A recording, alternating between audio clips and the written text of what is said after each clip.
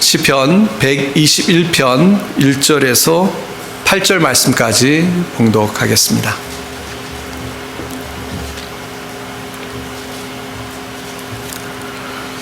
내가 산을 향하여 눈을 들리라. 나의 도움이 어디서 올까? 나의 도움은 천지를 지으신 여호와께서로다.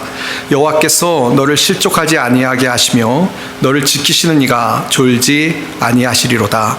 이스라엘을 지키시는 이는 졸지도 아니하시고 주무시지도 아니하시리로다. 여호와는 너를 지키시는 이시라. 여호와께서 내 오른편에서 내 그늘이 되시나니 낮의 해가 너를 상하게 하지 아니하며 밤의 달도 너를 해치지 아니하리로다. 여호와께서 너를 지켜 모든 환난을 면하게 하시며 또 내 영혼을 지키시리로다. 여호와께서 너의 출입을 지금부터 영원까지 지키시리로다. 아멘. 혹시 보신 분이 있으실지 모르겠습니다. 옛날에 흑백으로 나왔던 미국 드라마인데요. 트와일라이트 존이라는 그 미국 드라마가 있었습니다. 굉장히 좀 환상적이기도 하고 상상력이 많이 들어간 드라마인데요. 근데 그 흑백으로 나온 옛날 게 정말 좋은데 그 이후에도 그 리메이크가 되어서 나온 또 드라마가 같은 트와일라이트 존이라는 이름으로 나온 것이 있습니다.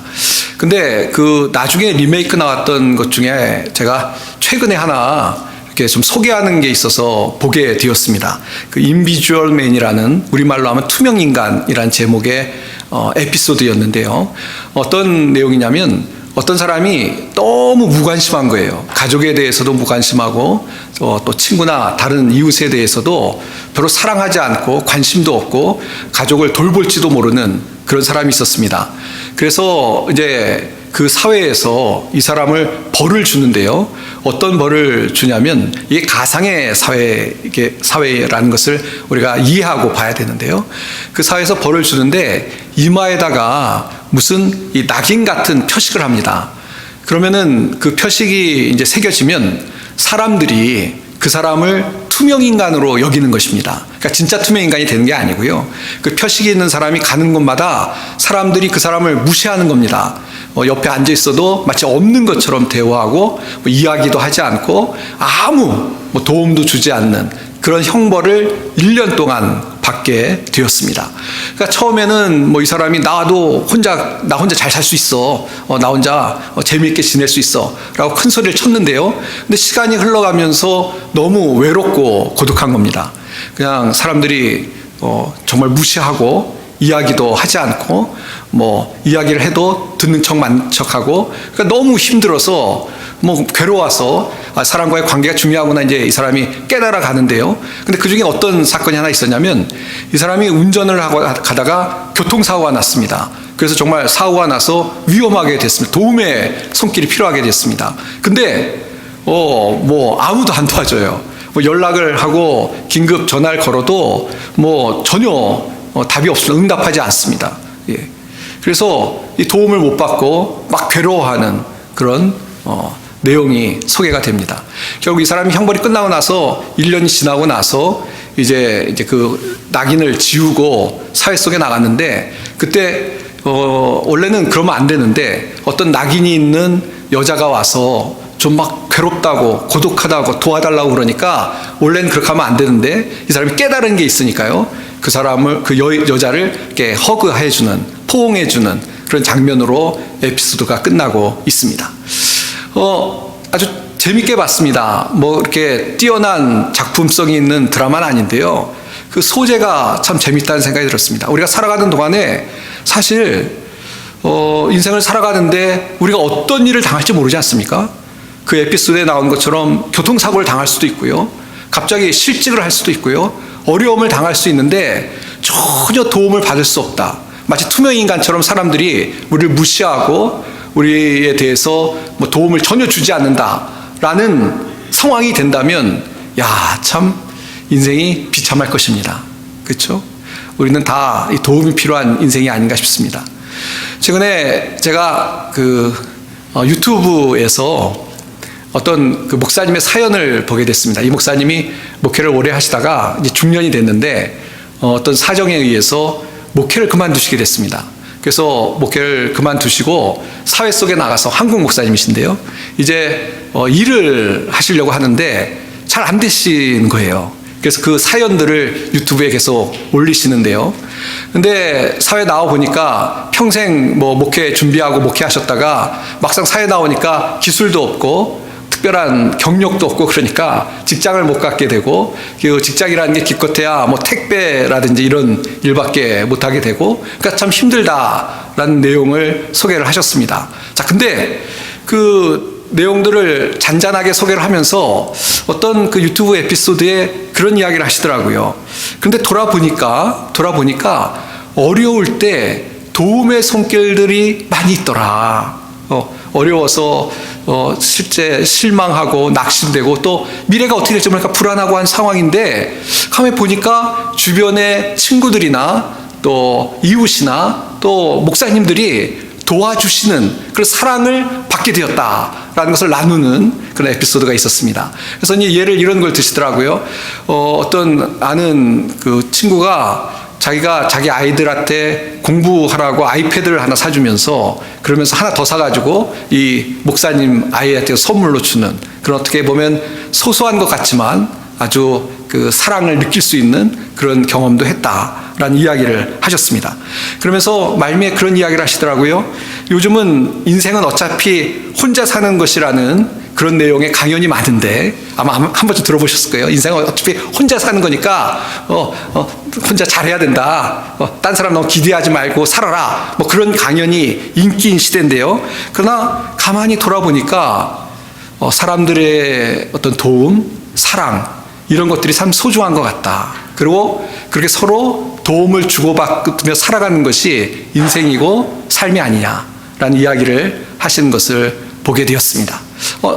마음에 공감이 되더라고요. 우리가 살아가는 동안에 물론 혼자 사는 거 맞습니다. 어떤 의미에서 인생은 어차피 혼자 사는 것이라고 이야기하는지 다 아실 거예요. 그러나 우리가 살아가는 동안에 서로 돕고 사랑하는 것이 하나님의 뜻이기도 하고요. 또 그렇게 서로 돕지 않으면 살아가기 참 힘든 것이 인생이 아닌가라는 생각을 해봅니다. 근데 우리가 살다 보면 그런 도움이 참 절실하게 필요한데 때로는 너무나 도움이 없어요. 뭐 살아가는 사람들도 우리를 돕기를 원하지만 한계가 있지 않습니까? 한계가 있어서 정말 마음은 원이지만 뭐 도움을 줄 수 없어서 그래서 도움을 못 받는 것 같은 그런 안타까운 상황이 우리 삶에 있을 수가 있습니다. 또 뭐 도움이라는 것들이 어떤 우리의 문제를 크게 해결할 수 있는 그런 도움이 아니기 때문에 계속 답답하고 낭망하는 것 같은 그런 모습으로 살아가는 경우도 우리의 인생에 생긴다고 우리가 현실을 고백할 수밖에 없겠습니다. 자, 근데 오늘 사실은 제가 말씀드리려는 것은 인생에 다른 사람들에게 오는 도움이 아무것도 아니다 그런 말씀을 드리려는 것은 아닌데 그것은 한계가 있고 오늘 좀 날씨도 무더운데 속 시원한 성경의 이야기를 말씀드리려고 합니다. 그것은 뭐냐면 우리가 인생을 살아가는데 힘들 수밖에 없죠. 인생은 우리가 더군다나 신앙으로 믿음으로 산다는 것은 어떻게 보면 세상과 타협하지 않고 하나님의 뜻을 이루며 살아가야 되기 때문에 더 힘들지도 모릅니다. 말씀대로 살아야 되니까요. 근데 그런 인생을 살아가는 동안 힘든 일을 만났을 때 내 도움이 어디서 올까? 물론 사랑하는 사람이나 이웃이나 친구로부터 오죠. 그러나 성경에서 진짜 우리의 도움, 우리가 기대할 수 있고 우리가 정말 하나님 기대할 수 있고 정말 이 어려움을 이길 수 있는 도움이 하나님으로부터 온다라고 말씀하고 있다는 것을 다시 한번 나누기를 원합니다. 그러니까 우리가 기대하는 도움이라는 것이요 세상으로 눈을 돌리면 좀 실망할 때도 있어요. 실망할 때도 있어요. 그러나 하나님께 눈을 돌렸을 때 하나님께서 우리의 인생 가운데 도움이 되시기 때문에 하나님이 우리의 하나님이 되시기 때문에 우리를 인도하시고 우리를 이끌어 주신다라는 사실을 우리가 기억하고 살아가야 될 줄 믿습니다. 전에 한번 말씀드렸는데 저희 어떤 친한 목사님이 선교지에 있다가 원래는 목사님은 장로님이셨는데요. 선교지에 있다가 이제 뜻한 바가 있어 신학교에 가서 공부를 해야 되겠다라고 작정을 하셨습니다. 이제 그래서 신학교에 오는데 이제 갑자기 연세도 많으셨는데요. 원래 장로로 오래 섬기셨기 때문에 이제 연세 많으신 가운데 이제 공부를 해야 되기 때문에 특별히 문제되는 것 중에 하나가 경제적인 문제였습니다. 근데 그 형님이 계셨는데, 제가 들은 이야기인데요. 형님이 사업을 하시는데 그 동생이 이제 장로로 선교사로 사역을 하다가 신학을 공부한다고 그러니까 내가 도와주겠다. 내가 너 공부하는 동안 책임져 주겠다라고 이야기를 하셨다는 겁니다. 근데 어떤 일이 생겼냐면 그때 한국에 IMF가 터졌습니다. 그러니까 어떻게 할 수가 없는, 본인도 지금 어떻게 할 수 없으니까 동생을 못 도와주는 상황이 벌어졌습니다.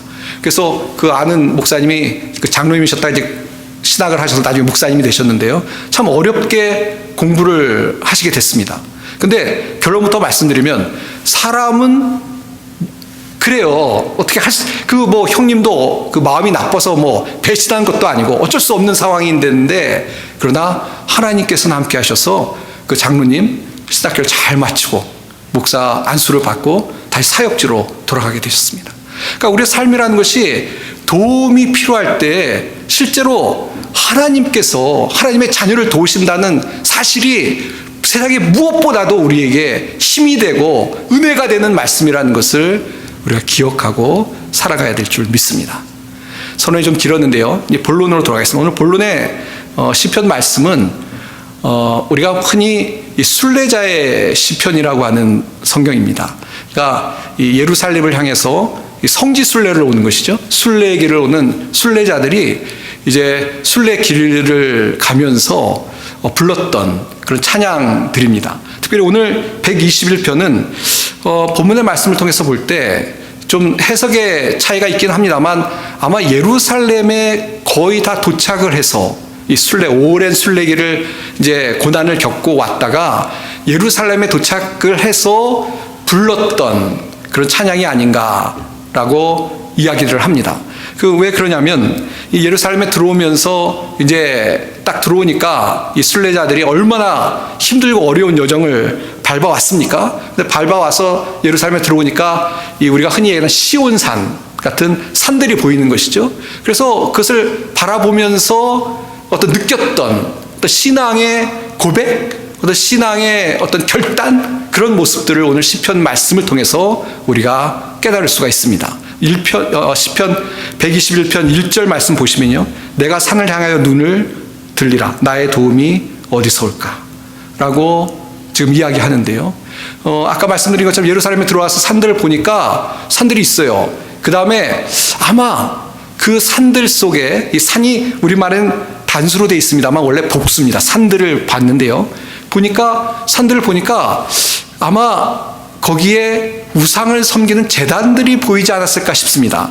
그러면서 이게 좀 아니잖아요. 그런데 그걸 보면서 오히려 마음이 좀 답답하고 그런 상황 속에서 이건 아니지 라는 생각이 들면서, 그러면 우리의 도움이 어디서 올까? 우상들은 도움이 안 되니까요. 어디서 올까? 지금 산을 향해서 눈을 들어서 하나님이 계신 성전을 바라보는, 하나님을 바라보는 그런 마음으로 지금 이야기하면서 이 시편 저자가 고백을 하죠. 그 2절인데요. 나의 도움은 천지를 이으신 여호와에게서로다.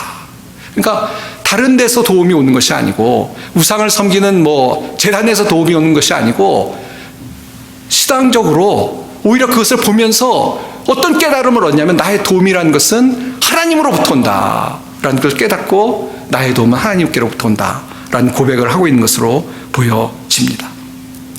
근데 여기 보면 나의 도움은 어디서 올까라고 고백을 하고 있는데요. 실제로 이런 탄식과 고백이 우리가 충분히 이해가 되는 것이죠. 이 순례길을 오는 동안 너무나 힘들고 어려웠을 겁니다. 뒤에 보시면 낮에 해가 너를 상치 아니하고 밤의 달도 너를 해치 않는다라는 표현이 나오는데, 이 광야를, 사막을 지나오면서 그 뜨거운 해와 밤의 추운 그 날씨에 얼마나 힘들고 어려웠겠습니까? 이렇게 순례길을 걸어서 목적지로 온다는 것이 얼마나 힘들고 어려운 것인지 충분히 경험을 했을 것입니다. 그러면서 그러나 그 모든 과정 속에 지켜주셨던 하나님, 우리의 도움이 되신 하나님, 그 하나님을 결국 찬양하고 있는 그런 내용들이 이어서 소개가 되고 있다는 것입니다. 자, 이제 본문을 보시면요. 나의 도움은 하나님으로부터 온다 라는 신앙의 고백을 하고 있습니다. 그러면서 보시면요. 3절입니다. 여호와께서 너를 실족하지 아니하게 하시며 너를 지키시는 이가 졸지 아니하시리로다. 이스라엘을 지키시는 이는 졸지도 아니하시고 주무시지도 아니하시리로다. 하나님이 우리의 도움이다. 하나님이 우리를 지켜주시는 분이라고 이야기하면서 그것을 상세히 묘사하고 있는데요. 하나님은 우리를 실족지 않게 하시고 졸지도 주무시지도 않고 우리를 지켜주시는 분이다 라고 이야기를 하고 있습니다. 그러니까 뭐 어떻게 표현해야 될까요? 하나님이 24시간 대기하시는 거죠. 우리가 어떠한 상태에 있던 정말 우리에게 눈을 떼지 않고 우리를 지켜보고 우리를 보호하시는 분이다 라고 이야기를 하고 있습니다. 이 본문뿐만 아니라 성경에 보시면요. 하나님께서 우리를 언제나 지켜보고 계시고 언제나 우리와 함께 하신다라는 그런 약속의 말씀들을 우리가 성경 곳곳에서 확인할 수 있습니다. 예를 들어서 이사야서 49장 15절에 보시면요. 여인이 어찌 그 젖먹는 자식을 잊겠으며 자기 태에서 난 아들을 긍휼히 여기지 않겠느냐. 그들은 혹시 잊을지라도 나는 너를 잊지 아니할 것이라 라고 비유로 얘기하고 있습니다. 마치 이 아이를 키우는 젖을 먹이는 여인처럼 비유를 하고 있는 것이죠. 젖 먹는 아이를 정말 그 소홀히 여기는 그 어머니가 어디 있겠습니까? 물론 이게 비유니까 어떤 어머니 그러더라 그런 말씀 하실 수도 있는데요. 비유인데 정말 대부분의 부모가 자식을 소중히 여기고 귀하게 여기는 것처럼 우리 하나님께서 우리를 소중히 여기신다. 오히려 사람은 그렇게 안 할지라도 하나님은 우리를 소중히 여기시고 마치 자식에게서 눈을 못 떼는 것처럼 우리를 바라보시고 우리를 지켜주신다라고 말씀하고 있는 것입니다. 또 신명기 32장 10절에 보시면요. 여호와께서 그를 황무지에서 짐승이 부르짖는 광야에서 만나시고 호위하시고 보호하시며 자기의 눈동자같이 지키셨도다 라는 표현이 있습니다. 하나님께서 이스라엘 백성을 지키시는데 그것을 어떻게 묘사하고 있냐면요. 마치 눈동자처럼 이스라엘 백성을 지키셨다라고 이야기하고 있는 것입니다. 왜 눈동자라고 했는가? 우리 뭐 여러 가지 상상을 할 수 있겠습니다만 눈동자가 우리 몸 부분에 가장 약하면서 중요한 부분이니까 마치 약하고 중요한 부분이기 때문에 잘 보호하는 것처럼 그렇지만 하나님께서 우리를 너무나 소중하게 여기셔서 우리를 항상 지키고 보호하신다라는 걸 강조하기 위해서 눈동자라고 표현하신 줄 믿습니다. 하나님은 우리를 그렇게 이스라엘 백성을 그렇게 지키셨던 것처럼 우리를 그렇게 지켜주신다라는 말씀으로 이 말씀을 우리가 받을 수 있는 줄 믿습니다. 사랑하는 성도 여러분, 하나님께서 우리의 삶에 도움이 되셔서 우리가 어렵고 힘들고 고난의 길을 가고 마치 순례자처럼 그런 광야를 지나갈 때도 우리 하나님이 우리의 도움이 되셔서 우리를 지키시고 인도하시는 줄 믿습니다. 우리와 함께 하시는 주님이십니다. 우리를 지키시는 우리 주님이신 것을 한순간도 눈을 떼지 않고 우리를 바라보고 지키시는 하나님이신 것을 기억하고 살아갈 수 있는 우리 성도님들이 다 되시기를 바랍니다. 특별히 아까도 말씀드렸습니다만 이 낮의 해가 너를 상하지 아니하고 밤의 달도 너를 해치지 아니한다고 6절에 말씀하고 있는데요. 이것은 온갖 어려움 가운데 우리를 지키신다는 것이죠. 또 7절에도 보시면 여호와께서 너를 지켜 모든 환난을 면하게 하시며 또 내 영혼을 지키시리로다 그랬습니다. 환난 가운데 모든 환난 가운데 뭐 어떠한 부분은 제외하고 그것이 그렇게 성경을 볼 수가 없죠. 모든 환난 가운데 우리를 지키시는 분이다 라고 분명히 이야기하고 있는 것입니다. 그 성경 말씀 가운데 어떤 그 말씀은 이렇게 가만히 이렇게 묵상하다 보면 참 이렇게 재미있다라는 생각이 드는 말씀들이 있습니다. 그 중에 하나가 이거 아닌가 싶은데요. 마태복음 10장 30절에 보시면 이 마태복음 10장에는 염려에 관한 이야기를 하다가 이런 말씀이 있습니다. 너에게는 머리털까지 다 세신 바 되었나니 두려워하지 말라. 너희는 많은 참새보다 귀하니라 라는 말씀이 있습니다. 그러니까 우리가 귀하기 때문에 하나님께서 우리를 보호하신다는 것이죠. 마치 참새도 다 하나님의 손에 달려있는 것처럼 그 운명이 우리도 하나님께서 지키고 보호하신다는 그런 말씀인데요. 그러니까 그 염려하고 불안하지 말라는 그런 말씀이죠. 근데 거기 보면 우리의 머리털까지 다 세신 바 되었다라는 표현을 사용하고 있습니다. 이 참 재밌지 않습니까? 우리는 우리의 머리털이 몇 개인지 잘 모르죠. 혹시 아시는 분이 계십니까? 요즘 저도 나이가 들어가면서 머리털에 굉장히 의미를 두고 샤워 한번 하고 머리털 빠지면 막 너무 이러면 안 되는데 하는 고민을 갖는데요. 그래도 머리털 몇 개인지 잘 모르겠어요. 근데 하나님께서 우리의 머리털까지 세신다. 저는 뭐 문자적으로 정말 머리털 숫자를 아실 거라고 생각하는데요. 그러나 그게 중요한 것이 아니고 뭐를 강조하고 있는 것입니까? 하나님이 그만큼 우리의 형편과 처지를 다 아신다는 거죠. 뭐 우리보다 더 우리의 형편과 처지, 우리의 삶을 더 잘 알고 그래서 우리를 지키신다라고 강조해서 말씀해주고 있다는 것입니다. 사랑하는 성도 여러분, 우리의 삶에 하나님 앞에서 감추어져 있는 그런 것들은 없습니다. 하나님 다 아십니다. 우리 마음의 슬픔, 아픔, 상처, 또 우리 환경의 실제적인 어려움, 주님이 다 아십니다. 그리고 오늘 말씀처럼 그런 모든 환난에서 우리를 지켜주실 줄 믿습니다. 예. 자, 주님께서 이렇게 우리를 바라보고 지켜주시는데 그럼 이제 우리는 어떻게 해야 되겠습니까? 우리가 할 수 있는 것은, 물론 우리가 해야 될 일은 또 열심히 해야 되겠죠. 그러나 우리가 할 수 있는 것은 믿음으로 날마다 주님을 바라보고 살아가는 것인 줄 믿습니다. 예. 주님을 바라보고 나를 지키시는, 나의 도움이 되시는 주님을 바라보고 날마다 살아갈 수 있는 우리가 돼야 될 줄 믿습니다. 우리가 눈을 들어서 딴 거를 바라보면 안 되는 것이죠. 뭐 우상이 있는 제단을 바라보면 안 되고 우리가 눈을 들어서 하나님을 바라보고 하나님을 의지하고 나아가는 그런 믿음의 삶을 살아가는 우리가 돼야 될 줄 믿습니다. 구약성경에 이스라엘 백성들이 때로는 어려움을 당할 때 중요한 실수를 했죠. 어떤 실수들을 반복하냐면 하나님을 의지하기보다는 자꾸 다른 쪽에서 문제 해결을 하려고 했어요. 그 중에서 애굽, 당시에는 애굽이 강대국이었으니까 애굽을 의지하려고 애굽 쪽을 바라보는 경우가 많이 있었습니다. 근데 하나님께서 그것을 책망하시죠. 책망하면서 뭐라고 책망하십니까? 애굽을 상한 갈대로 이야기하십니다. 갈대인데 상한 갈대죠. 아무 도움이 되지 않는다. 그러면서 하나님을 의지하라고 이스라엘 백성에 끊임없이 말씀을 하셨습니다. 우리에게 주시는 말씀인 줄 믿습니다.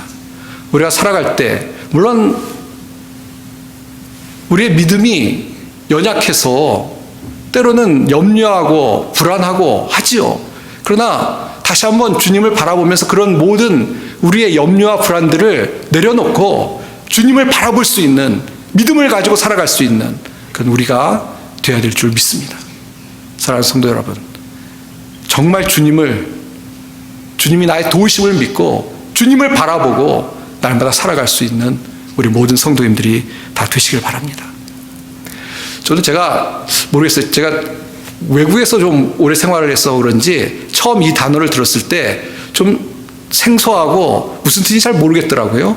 저 아는 목사님이 이제 이메일을 보내주셨는데 그 이메일 아이디가 주바라기였습니다. 주바라기. 그래서 주바라기가 뭐지? 해바라기는 알겠는데 주바라기가 뭔지 처음에 지금은 아는데 처음에는 좀 당황했습니다. 그래서 좀 찾아보니까 그런 뜻이더라고요. 오직 주만 바라본다라는 의미에서 주바라기라고 아이디를 지셨더라고요. 알고 보니까 참 좋은 것 같아요. 우리가 항상 주님을 바라보신다. 얼마나 멋있습니까? 우리가 언제나 주님을 바라보고 주님을 기대하고 잠잠히 주님의 역사하실 것을 바라보고 살아간다는 거, 참 우리의 신앙의 모습이 되어야 될 줄 믿습니다. 시편 62편 5절에 보시면요, 내 영혼아 잠잠히 하나님만 바라라. 물은 나의 소망이 그로부터 나오는도다 라는 구절이 있습니다. 잠잠히 하나님을 바라보라. 특별히 어려움 당했을 때 어려움 속에 낙심하지 마시고 주님을 바라볼 수 있는 우리 성도님들이 다 되시길 바랍니다. 성경 하나 더 보면요, 시편 42편 5절에 보시면 내 영혼아 내가 어찌하여 낙심하며 어찌하여 내 속에서 불안해하는가. 너는 하나님께 소망을 두라. 그가 나타나 도우심으로 말미암아 내가 여전히 찬송하리로다. 여기서도 마찬가지죠. 낙심하지 말고 하나님께 소망을 두라 라고 우리에게 권면해 주고 있습니다. 주님을 바라보십시오. 주님께 소망을 두고 믿음으로 주님을 의지하고 나아갈 수 있는 우리 모든 성도님들이 다 되시기를 바랍니다. 물론 그러면 주님을 바라보면 우리의 인생이 조금도 고통이나 어려움이 없는가? 그렇지는 않습니다.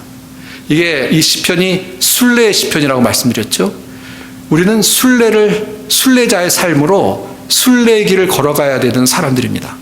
이 땅은 순례자의 여정인 것이죠. 우리가 목적지에 도착할 때까지는 우리는 나그네 순례자일 수밖에 없습니다. 그러니까 이곳은 우리의 본향이 아닌 것이죠. 순례자들이 순례의 길을 가는 동안 아까 말씀드린 것처럼 광야를 지나야 됩니다. 낮에 해가, 밤에 달이, 또 때로는 강도를 만날 수도 있고요. 여러 가지 어려움을 당할 수밖에 없는 것이 순례의 길입니다. 그런데도 순례를 해야 되는 것이죠. 멈출 수가 없습니다.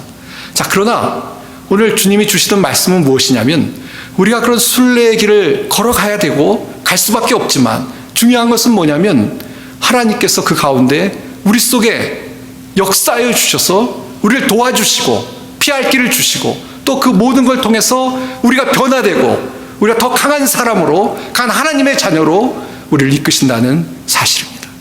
그것이 하나님의 도움이시고 하나님이 우리에게 주시는 축복이신 줄 믿습니다. 그러니까 우리 인생에 하나님을 바라본다고 해서 만사형통, 죄송합니다. 만사형통하지는 않습니다. 그 형통이라는 게 인간적으로 얘기해서 인간적인 사람들이 얘기하는 것처럼 한 번도 질병에 안 걸리고 비즈니스 하는 것마다 다 성공하고 우리 아이들 속 썩이지 않고 그런 거 아니고요. 때로는 질병에 걸릴 수도 있고 또 때로는 비즈니스가 잘 안 될 수도 있어요. 또 자녀들이 속 썩일 수도 있습니다. 또 여러 가지 사람과의 관계 속에서 상처를 입을 수도 있어요. 자, 그러나 그것이 우리의 인생의 여정인 것이죠. 신앙의 순례의 길입니다.